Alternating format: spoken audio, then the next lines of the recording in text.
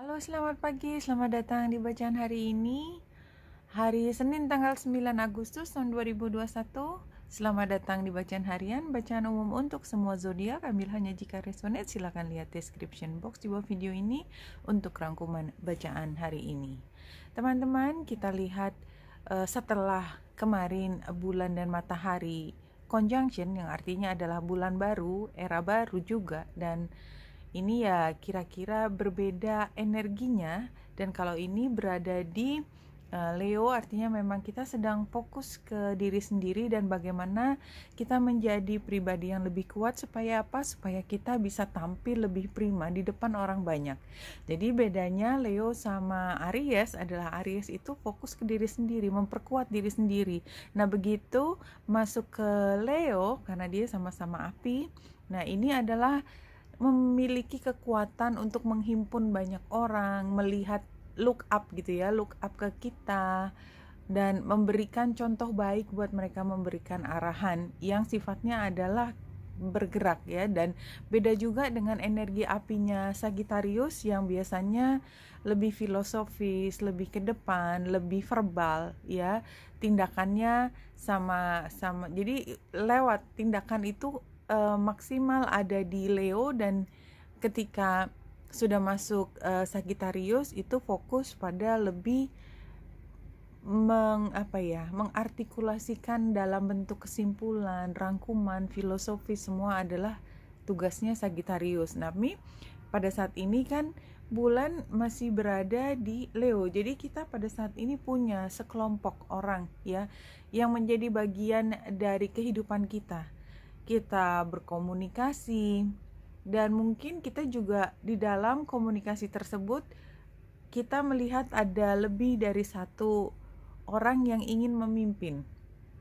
Nggak jadi masalah kalau menurut saya, karena kalau Merkurius yang oposisi dengan Jupiter itu saya tidak melihat ada perebutan kekuasaan seperti ketika Mars yang harus oposisi dengan Jupiter, yaitu 2 minggu lalu. Jadi ini sifatnya lebih komunikasi yang memang juga mungkin karena oposisi ya, kita belajar untuk melihat ujung kiri dan ujung kanan ya, dialogis. Apapun itu bentuknya adalah tidak langsung menjadi satu kesepakatan, tetapi melalui proses. Dan ketika bulan menyentuh Merkurius, maka di sini kita melihat bahwa logika itu bercampur dengan perasaan dan bisa menggambarkan situasi yang utuh, satu situasi untuk disampaikan kepada orang yang mengambil keputusan. Nah, Mars pada saat ini menjadi focal point dari North Node dan South Node. Kalau kita lihat detailnya di sini, kita lihat South Node dan Juno masih conjunction sama-sama di 8 derajat ya, dan ini adalah conjunction yang hampir perfect. Artinya situasi hubungan masih tidak mudah ya, buat beberapa bahkan memanas. Tapi itu bukan hubungan yang ke depan, lebih pada hubungan yang sudah terjadi di masa lalu. Jadi mungkin lebih merupakan penyelesaian daripada mulai hubungan. Nah, kalau mulainya memang tampaknya kita lebih berpikir pada apa yang harus kita lakukan ya, karena North Node itu trine dengan Saturnus dan juga trine dengan Vesta, yang artinya memang yang lalu berantakan kita upayakan untuk diselesaikan. Tidak mudah karena di situ masih ada energi agresif, but somehow kita mau melihat masa depan yang lebih lebih kita atur lah, lebih terkendali, lebih diupayakan sesuai dengan idealisme kita, aturan lingkungan, apapun yang sifatnya jangan sampai keluar dari kisi-kisi tentang ide masa depan kita.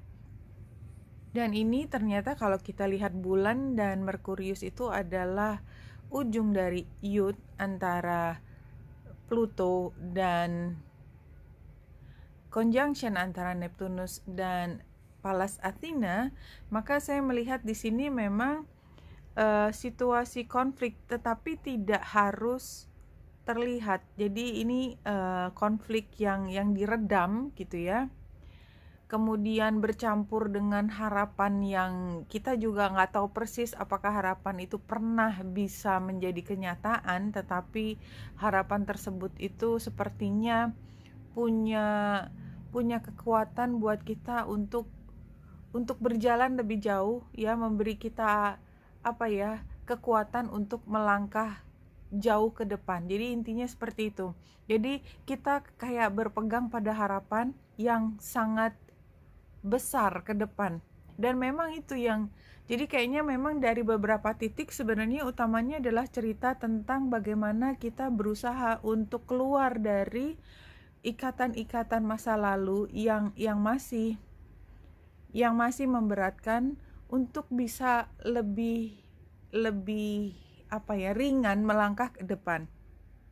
Ya, kalau kita lihat memang masih agak sukar melangkah karena di sini gambar jangkar ini menunjukkan kalau kita masih diem ya, masih tampaknya belum bergerak. Tapi kalau kita lihat di sebelah kanan ada gambar menara, tower, mungkin barangkali juga ini adalah situasi yang lebih baik ke depan.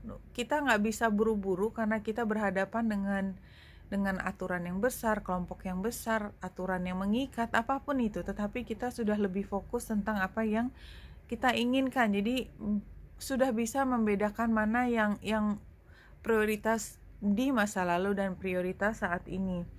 Kalau dari 3 kartu Sacred Destiny ini adalah abundance, stillness, dan transformation. Jadi saya melihat ini latar belakangnya adalah kita tidak kekurangan. So I think ini hanyalah konflik yang sifatnya di pikiran kita saja.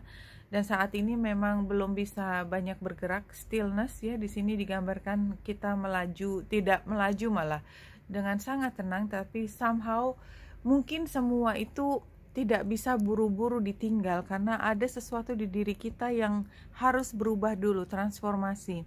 Nah, kalau 3 kartu dari deck ini, pertama adalah sexuality ya, dan ini menunjukkan adanya trust, intimacy, love, friendship.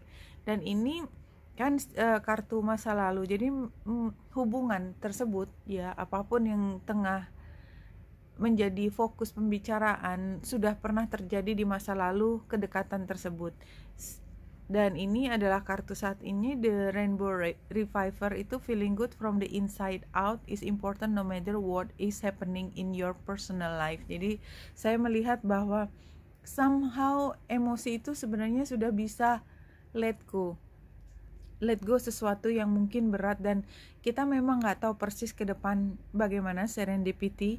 Tetapi ini kan seperti yang naik perahu, kita nggak tahu mau belok kanan, mau terus, mau kiri, tapi apapun itu ke depan unfold ya, terbuka perlahan, terkuak perlahan, tapi semua is going to be natural dan gracefully ya. Jadi trust that your journey is unfolding naturally and gracefully, bahwa kita tuh kalau menghadapi masalah, menghadapi hidup, kita tidak bisa memaksakan sesuatu jika belum saatnya untuk terjadi. Somehow seperti itu pesannya.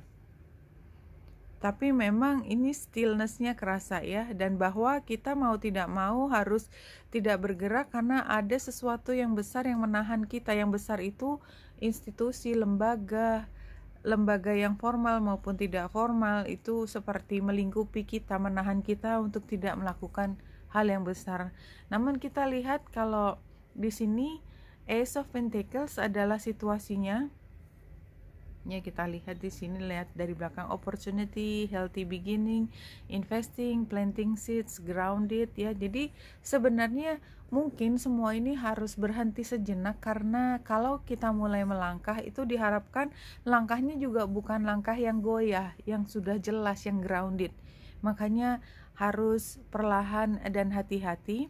Challenge-nya adalah lack of security, unstable ya, karena memang kita belum stabil ya, kaki kita masih wobbly, masih tidak bisa berdiri tegak barangkali ini advice-nya, advice-nya memang kita menunggu sejenak ya. Yang namanya semua energi itu adalah tidak dulu melakukan sesuatu yang besar. Ini hasilnya The Hermit terbalik. Kalau kita lihat yang di belakang, needing solitude, feeling lost, loneliness. Iya, jadi kayaknya barangkali memang buat beberapa orang ketidakbisaan untuk mulai melakukan sesuatu, padahal sebenarnya jiwa dan raga rasanya sudah siap, which is sebenarnya tidak sepenuhnya siap, tapi kita sudah sangat ingin mulai bergerak. Itu membuat kita merasa sendiri, dan mungkin buat beberapa itu agak frustrating. Kita lihat yang terakhir, pesannya dari Spirit.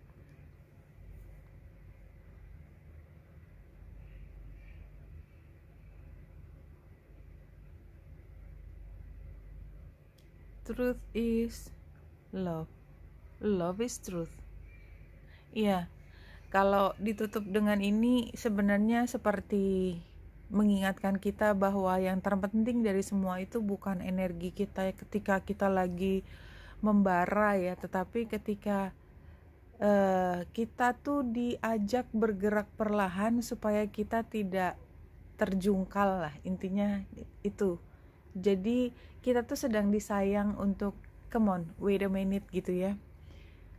Kayak ini ada 2 kereta gitu ya, kereta yang sebentar lagi, tinggal 1 menit lagi datang, akan lewat, tapi itu kereta yang penuh dan kita harus berlari untuk mencapai titik kita naik ya, jadi capek banget. Yang kereta berikutnya, kalau kita mau menunggu beberapa saat seperti 10 menit misalnya, kereta kedua itu jauh lebih lapang ya, lebih ada tempat duduk, lebih nyaman gitu ya, dan kita nggak harus lari, kita sempat duduk dan jalannya lebih nyaman.